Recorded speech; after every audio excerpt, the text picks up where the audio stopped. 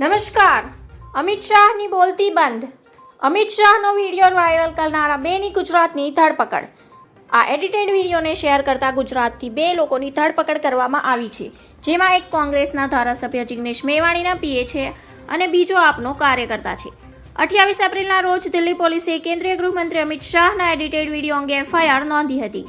આ વિડીયોમાં Shah SC, ST અને ઓબીસીના અનામતને ખતમ કરવાની વાત કરતા જોવા મળ્યા છે, જેમાં આરબી બારિયા આપનો કાર્યકર્તા છે અને સતીશ વસાણી કોંગ્રેસના વડગામના ધારાસભ્ય જિગ્નેશ મેવાણીનો પીએ છે.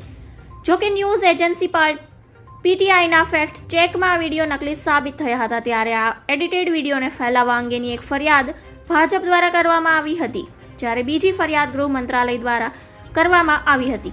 ભાજપે આ વિડીયોને લઈને દેશભરમાં એફઆઈઆર નોંધવાનો નિર્ણય લીધો છે. આરોપીઓએ કેન્દ્રીય ગૃહમંત્રી અમિત શાહની જાહેર સભામાં વિડીયોને એડિટ કરીને વાયરલ કર્યો હતો.